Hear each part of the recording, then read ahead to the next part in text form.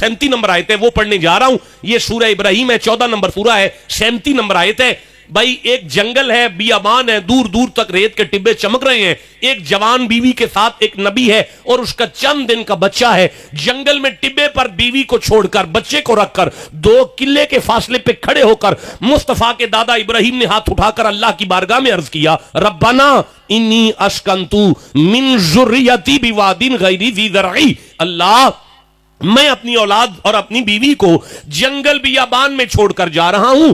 मुझे मेरी बीवी की इज्जत का कोई खतरा नहीं है, मुझे मेरे बच्चे की जान का भी खतरा नहीं है, मुझे इनकी भूख का भी खतरा नहीं है, इसलिए कि मैं जानता हूं दूर दूर तक जंगल है, टिब्बे हैं, कुछ नहीं उगता। पर इंद बैत कल मुहर्रमी, यहां कुछ नहीं है ना, पर तेरा घर तो करीब है ना। पता चला इब्राहिम के अकीदे में काबा मुश्किल कुशा है। वजनी जुमला था, ठंडा बोले हैं, मैं फिर कहूंगा, इब्राहिम के अकीदे में काबा मुश्किल कुशा है।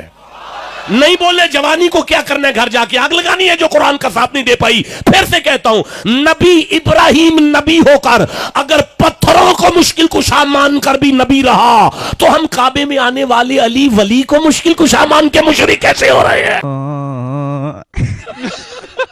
इस बंदे के एक एक अल्फाज पे आपने गौर करना है। 14 नंबर सूरत है, सूरह इब्राहिम, 37 नंबर आयत है। अब एक काम करते हैं कि हम वो 37 नंबर आयत जो है ना, यहाँ पे एक तस्वीर PDF के तौर पे लगा देते हैं। आप खुद ऐसा करें, उसी 37 नंबर आयत को पढ़ें और नीचे तर्जुमा लिखा हुआ है, उस तर्जुमे को पढ़ें कि उसमें हजरत इब्राहिम अलैहिस्सलाम अल्लाह ताला से क्या कह रहे हैं। परवरदिगार, मैंने एक बेआबो गया वादी में अपनी औलाद के एक हिस्से को तेरे मोहतरम घर के पास ला बसाया है। परवरदिगार, ये मैंने इसलिए किया है कि ये लोग यहाँ नमाज कायम करें, लिहाजा तू लोगों के दिलों को इनका मुश्ताक बना और उन्हें खाने को फल दे, शायद कि ये शुक्रगुजार हों। वो अल्लाह ताला से कह रहे हैं कि आपके घर के पास लाया हूं ताकि ये लोग वहां नमाज कायम करें। और इस बंदे ने वहां पर खत्म कर दिया कि आपका घर मुश्किल कुशा हो सकता है, तो हजरत अली मुश्किल कुशा क्यों नहीं हो सकते? दुनिया में कोई मुश्किल कुशा है ही नहीं, अगर है तो वो सिर्फ एक ही है। कौन है जी? हजरत अली। तो शर्म नहीं आती? तो हमने हजरत अली पे झूठ बांधा, हजरत इब्राहिम अलैहिस्सलाम पे झूठ बांधा कि वो पत्थरों को मददगार समझ रही है। जब वो पत्थरों को मददगार समझ रहे हैं तो हजरत अली मदद क्यों नहीं कर सकता है? और कुरान का गलत मुतरजम किया तुमने, कुरान पे झूठ बांधा, अल्लाह की किताब पे झूठ बांधा। अगर तुम लोग पढ़ना शुरू कर दो ना कुरान को तर्जुमे के साथ, लफ्ज बा लफ्ज, मैं अल्लाह की इज्जत की कसम उठा के कहने के लिए तैयार हूं कि इनकी हजारों साल की इबादत है एक तरफ, तुम्हारा वो खाली तर्जुमा जो तुमने किया एक बार, वो उससे ज्यादा अफजल होगा क्योंकि तुमने हक को जानने के लिए कोशिश की है। बात तो सही है। कभी मस्जिद से जाके दुआ की है कि मस्जिद मुझे जो है वो 5000 रुपया दे दे, मस्जिद मेरे बच्चों को ठीक कर दे? कभी काबे से जाके बोला कि काबा मेरे बच्चों को ठीक कर दो? पत्थर का ना।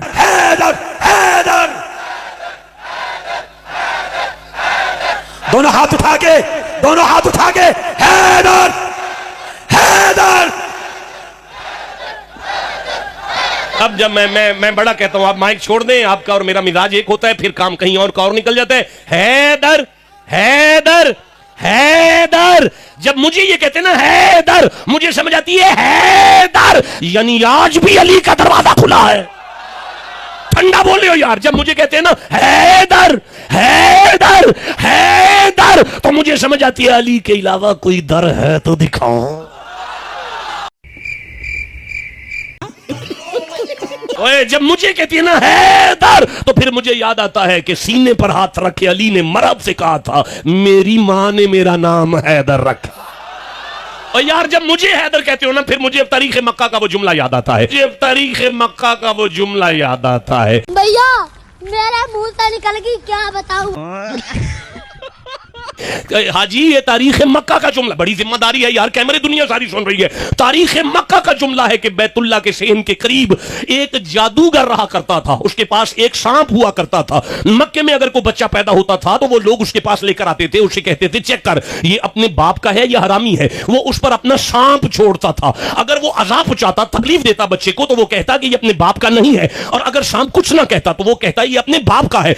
आज अभी तालिब मक्के के उस टिब्बे से अली को गोद में उठाकर गुजर रहे हैं, सपेरे की नजर पड़ी, और नजर पड़ी तो आवाज देके कहने लगा, ए काबे के गद्दी नशी, اے کعبے کے گدی نشین یہ لڑکا کس کا ہے؟ ابی طالب نے فرمایا میرا ہے. تو رکھو پھر چیک کروں. فرمایا مجھے پتا ہے میرا ہے, تو اپنی تسلی کر لے.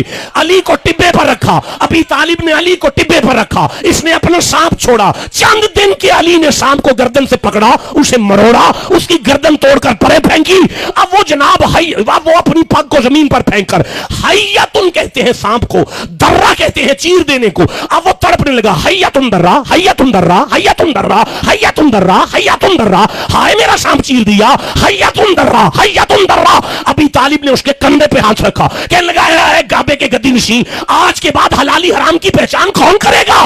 رکھ کر ہاتھ ابی طالب نے کہا پریشان نہ ہو, آج تک تیرا سانپ کرتا تھا, آج سے قیامت تک میرے بیٹے علی کا نام کیا کرے گا. جس حیدر پہ یہ اتنا زور ڈالی پڑا ہے اور عوام سے بھی زور لگوائی پڑا ہے کہ حیدر حیدر, اس جاہل پڑھے لکھے جاہل کو یہ نہیں پتا کہ وہ حیدر ہے, وہ ہے والا حیدر. اور جس حیدر کی یہ بات کر رہا ہے وہ حیدر ہے, وہ ہے ڈنڈی والا ہے نیچے جو اس کو کوما ہوتا ہے. اس کو تو اتنا نہیں پتا کہ وہ حیدر ہے, اور جو یہ ایکسپلین کر رہا ہے وہ حیدر ہے. اس لانتی کو اتنا تک نہیں پتا, اور اس کو تم نے پیر اور پتہ نہیں کیا کچھ مانا ہوگا. لوگ اس کے ہاتھ پیر کے چومتے ہوں گے یقیناً, اور صرف اسی لفظ پہ اس نے پتہ نہیں لوگوں سے کتنے پیسے ماٹھے ہوں گے جو اس پر لٹائے جا رہے ہیں. وہ الگ کنجروں کے جیسے جس پر لٹاتے ہیں نا پیسے. پتہ نہیں میری نظر میں دوسری ویڈیو ہے, مجھے تو لگتا ہے لاپتات جب بولتا ہے قرآن پہ جھوٹ ہوگا. اس کی یہ بکواسیں سن کے نا میں اس کو کوئی عزت نہیں دینے والا. اگر آپ لوگوں کو یہ ویڈیو بری لگ رہی ہے, آپ مجھے کمنٹس میں گالیاں دے دو, ڈزنٹ میٹر. لیکن اس نے قرآن پر حضرت ابراہیم علیہ السلام پر اللہ کی کتاب پہ جھوٹ باندھا, ایک پیغمبر پہ جھوٹ باندھا اس نے کہ وہ پتھر کو مددگار سمجھتے تھے. اللہ کی لعنت ہو تم پہ, بے شمار لعنت ہو تم پہ. تمہاری زبان کو تمہارے جسم سے نہ لپیٹا گیا تو مجھے بتا دینا. تم جھوٹ باندھتے ہو. قرآن کا ترجمہ کرنا ہے, 37 نمبر آیت کا ترجمہ کرنا ہے تو پورا کر, تاکہ عوام کو پتہ چلے کہ حضرت ابراہیم علیہ السلام اپنی فیملی کے ساتھ آئے, ان کو چھوڑا اس در کے پاس. چلو وہ در تھا خانہ کعبہ, اور وہاں پر وہ یہ کہہ کے گئے کہ تاکہ وہ نماز پڑھ سکے. اس لیے نہیں چھوڑا کہ وہ در ان کی وہ پتھر جو ہے اٹھ کے ان کی مدد کریں گے. وہ کرے گا مدد, وہ کرے گا مدد جو وعدہ لا شریک ہے, پتھر نہیں. کمال ہے, پورے پیغمبر پورے نبی میسنجر آف گاڈ پتھروں سے لڑتے ہیں, جھگڑتے آئے ہیں. یہ شرک مت کرو, مشرک مت بنو, پتھروں سے مت مانگو, دیواروں سے مت مانگو, مزاروں سے مت مانگو, ہیں. اور تم اسی طرف لگا رہے اور بول رہے کہ وہ اللہ کے پیغمبر بھی یہ کرتے تھے, اور لعنت ہے تم پہ. خدا کے لیے اس ویڈیو کو اتنا شیئر کرو کہ ان جیسے لوگوں کو جو چونتے چاٹتے ہیں نا لوگ, ان کو عقل ہے اور ان کے جوتے مارے. آج کے بعد بولا ہے نا ایسے لوگوں کو جو قرآن اور پیغمبر میں جھوٹ مارتے ہیں. جو شرک کرے گا وہ نہیں بچنے والا بھائی, سیدھی سی بات. 18 انبیاء کا نام اللہ نے لیا ہے سورۃ الانعام میں, بائی نیم مینشن کر کے نا اینڈ پہ کہا وَلَوْ أَشْرَكُوا لَحَبِطَ عَنْهُمْ مَا كَانُوا يَعْمَلُونَ. اگر یہ بھی شرک کرتے ہوتے ہم ان کے اعمال بھی برباد کر دیتے.